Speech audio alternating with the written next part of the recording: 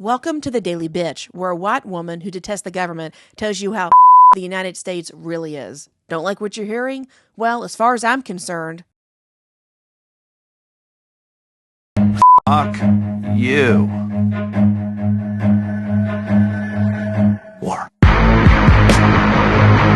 before we get into the news, here's what's really frosting my ass right now. Future Attorney General Matt Gaetz. It seems like the right has forgotten about his sex trafficking investigation. So much for the MAGA crowd that complains about sex trafficking and calls most Democrats pedophiles and constantly brings up Epstein and Clinton's nefarious sexual misconduct and all the complaints of Drag Queen Story Hour and how the trans movement is trying to sexualize and harm children and all the LGBTQ books in schools that need to be banned. No. All that scrutiny only applies to the left, not the right. Let me remind you about Matt Gaetz, in case you forgot, because it's pretty much all but disappeared from the news. It's alleged that Gaetz had his friend Joel Greenberg recruit women for commercial sex acts and paid them more than $70,000 from the years 2016 to 2018. One of those women wasn't a woman. It was a minor, a 17-year-old girl, a child. That's statutory rape. Now, that friend, Joel Greenberg, that he fraternized with, has already pled guilty to multiple federal charges, including sex trafficking, and he did that more than 3 years ago. Now, Gaetz, he denies the allegations and claims that it's a frame job. Now, although he has dodged official charges, the House Ethics Committee has been investigating Gaetz. Reportedly, they were set to vote this past Friday on whether to release their findings. The panel interviewed 6 women who claimed they were trafficked, including that 17-year-old girl. But since Gaetz was appointed Attorney General, he resigned immediately from the House. This means he is no longer subject to the jurisdiction of the House Ethics Committee. Now, they can't release their findings because of this. Convenient, isn't it? Maybe you think this is all a bunch of hogwash and it was a frame job and he would still make a great Attorney General. Well, why don't you consider the fact that he's a giant Nepo baby? Although he got a DUI when he was in his 20s, he was still handed a career in politics by his well-connected father, who was a longtime fixture in Republican politics in Florida. He also married into a lot of money because his wife, Ginger Luckey, is the sister of Palmer Luckey, an entrepreneur who has an estimated net worth of $2.4 billion. Maybe he married her for her, but I don't know. Still think this guy should be in charge of the country's entire legal system, given that he thinks he is above all of it? Given that he won't let the House Ethics Committee release the report, that he had to suddenly quit? Given that he just says it's all allegations and none of it's true, but you should just believe him, don't look into it? I think he's a joke. I don't think Matt Gaetz will have any idea what to do in charge of the nation's legal system. Everybody thinks he's going to make a great AG, but I really think the only AG he's going to be is an aggressive groper. Former Governor Mike Huckabee was appointed by Trump to be the ambassador to Israel in his new administration. And he made some kind of jarring comments over what's going on in the Middle East. When asked if he would support Israel taking over the West Bank, he said, and I quote, "Well, of course." Now, Huckabee did go on to say that he won't be making policy that's President Trump's domain, but he would be carrying out anything that Trump wanted. And we know that Mike Huckabee is a major Zionist, so I think we know how that's going to go. Now, the West Bank is one issue, but we also have the war in Gaza, and we see how blatantly ridiculous this war has been. More than 43,000 Palestinians have been killed. I want to know, is the U.S. planning on helping Israel murder everybody in the West Bank, like we've kind of helped them do over in Gaza?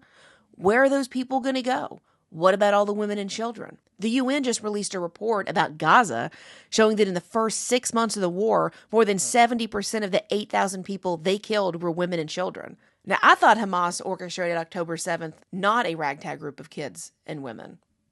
Maybe that's just me. I want to know, how does us continuing to support this war do anything for the U.S.? How is this not us engaging in ill-gotten revenge for October 7th and letting women and children die unnecessarily just because we have to flex our muscle over Israel? How is us helping Israel take the West Bank in our national interest and not just us worshiping Israel? We've already basically handed them Gaza and turned a blind eye. How is any of this America first? I thought the rallying cry of Trump and MAGA was America first. Isn't that what we've been saying for the last 7-8 years? I thought our reason for not getting involved in Ukraine was it's not our problem, not our mess. Why is it then that Israel's war is now our war? Why is it now that the things they want, it's our responsibility to help them take? If we stop funding their war in Gaza, it would end very soon. And that's all most people really want. We can't stop Israel from acting on its own, but we can't stop giving them money and weapons and support. And we can definitely stop shouting about how we're going to help them take the West Bank now. We're just going to give them everything just because they want it? Now, the whole America First chant seems to have died, but I can tell you exactly how it died. Trump sold out his America First pledge to the highest bidder. The winner was Miriam Adelson, and it came at the price of $100 million. She gave him $100 million this campaign cycle. At least I can say Trump got a lot of cash out of selling us out, right? Now, in case you don't know, Miriam Adelson is the wife of casino magnate Sheldon Adelson. Miriam is a major funder of pro-Israel politics and a prolific donor to Jewish causes. And it sure looks like Adelson got the best pick she could for the special envoy to Israel, Mike Huckabee. Her $100 million got the Zionist of all Zionists. Now, I don't know if Huckabee thought he was auditioning for this role 7 years ago, but this is probably what helped him clinch the position. Take a listen to this. I think Israel would only be acting on the property it already owns. I think Israel has title deed to Judea and Samaria. There are certain words I refuse to use. There is no such thing as a West Bank. It's Judea and Samaria.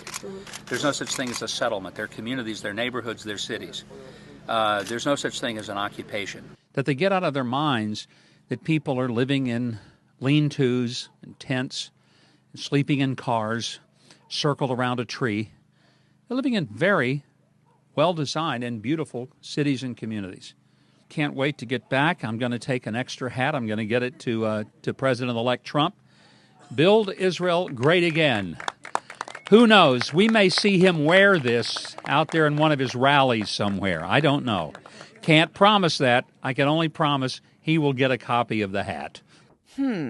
Make Israel great again. I thought the original hat said Make America Great Again. Funny how they've taken what everybody wanted from 7 years ago and redirected all that attention to making another country better. What about us? What do Americans get out of this? Conservatives have managed to make Israel our Ukraine. They may laugh at the left for wanting to defend Ukraine to the nth degree and go against Russia. But what are we doing? We're defending Israel. Sure, they were unfairly attacked on October 7th. Ukraine was unfairly invaded and people died, and it's really sad. But what of this is our problem? Why do we need to dip our toe into everybody else's issues? What do we get out of it? Do we just lose more money, lose more weapons, make ourselves more vulnerable, put ourselves in the middle of a war in the Middle East? Last I checked, the United States is barely hanging in there on its own. We're glued together, wrapped up in some duct tape, hoping it doesn't all fall apart before we can do something to fix it. And now we're dipping our toe into Israel. Just great. Creepy men are invading, and I'm not talking about the Trump administration. Republican Representative Nancy Mace led a House Oversight Committee hearing titled Unidentified Anomalous Phenomena, Exposing the Truth. This hearing featured 4 experts, and they all testified as to what they knew about aliens, UFOs, UAPs, etc. While none of them could specifically say what a UAP actually is, they definitely didn't say that it was made up. Take a listen. What do you believe UAPs could be or are? Strong evidence that they are non-human, higher intelligence. I echo my colleague's comments, sir. Genuinely do not know. Don't know, but we must find out. Okay, One of those men, former NASA Associate Administrator of Space Policy and Partnerships, Michael Gold, said, quote, I think we must be modest in our assumptions that we're looking for intelligence that could be biological. It might not. But I think the ultimate answer is going to surprise us all. Well, that's something to look forward to. It's been a wild ride, but what happens in 2025 if we get an alien invasion? A fake one, like Project Bluebeam, or maybe a real one? Who knows? Are you ready for it?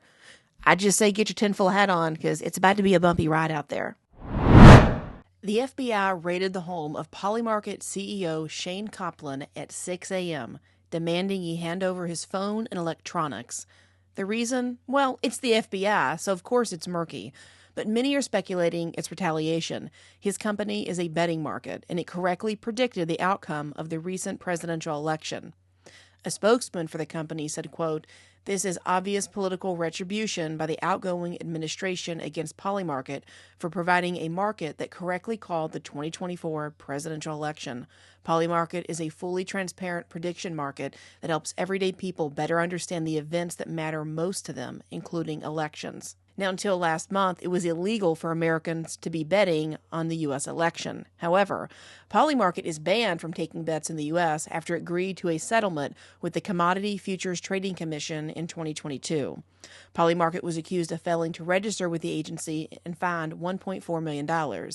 But U.S. users can easily get around the block and use a VPN. According to Bloomberg, the Department of Justice is probing the company for allegedly taking trades from U.S.-based users. So why does this matter? Well, it doesn't. It's likely just the government being so much for all that peaceful transfer of power and democracy matters crap from the Democrats for the last 4 years. And for anybody out there who thinks the federal government would never raid someone out of spite or just because they're total holes, may I remind you of the 1992 siege of Ruby Ridge by the FBI? Or what about the 1993 siege of Branch Davidians in Waco, Texas by the ATF? Or how about the 1999 raid by the INS of 5-year-old Elian Gonzalez? This, my friends, is the face of your government. We have finally reached the point where the U.S. economy is so bad, the only thing to say about it is it's a turd. Ed Dowd, a former Blackrock investor, said just that, and it is chef's kiss delicious. But what really got Trump in was the economy, the real economy, not the stock market, not the everything's hunky dory pablum you're getting from the mainstream media. The real economy has been rolling over, and we're just waiting for the financial markets to figure this out. They will, and when they do, unfortunately, Trump's going to inherit a turd of a financial market crisis, and the government statistics will be updated, and we'll probably show we started a recession sometime this year. When Trump gets in office, maybe we'll see information get released showing different numbers than the Biden administration was providing. Either way, if it's bad, it doesn't really matter who lied or when they lied, because we all got to live through it now. Have you heard about the Democrats' plan for a shadow government? Okay, now go ahead and put your tinfoil hat down. This is actually said on the floor of Congress by Representative Wiley. Take a listen. We can't let Donald Trump's extreme MAGA agenda go unanswered or unopposed. Zone defense isn't going to work. We're going to have to go man on man. So here's an idea for how to organize our opposition.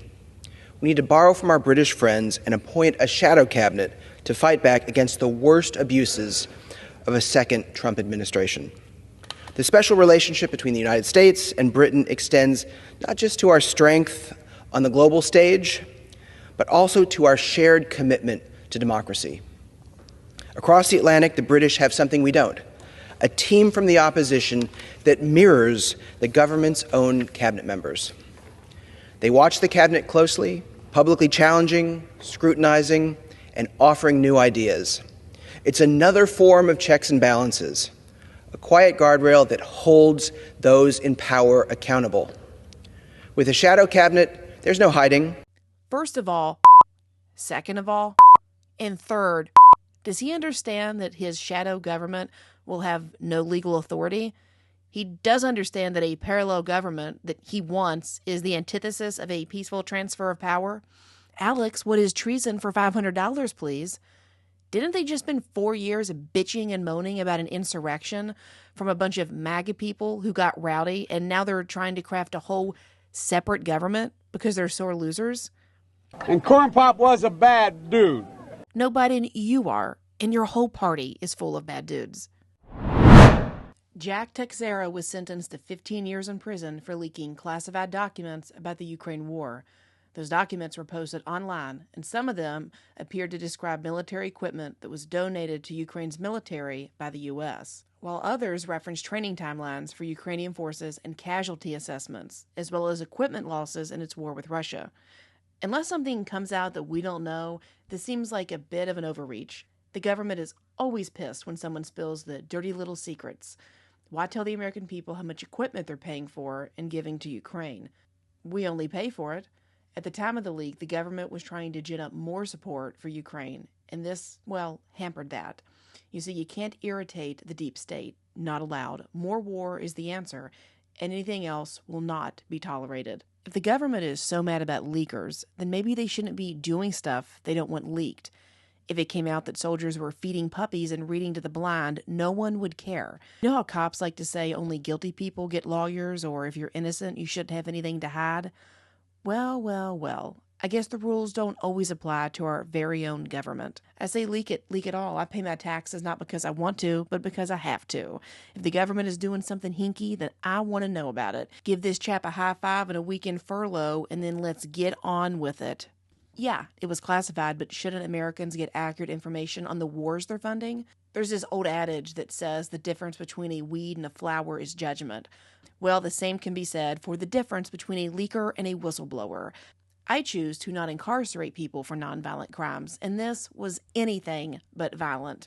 Now that you know where we've been, find out where we're going. Tune in to Ladies Love Politics, where you can stay informed without going insane.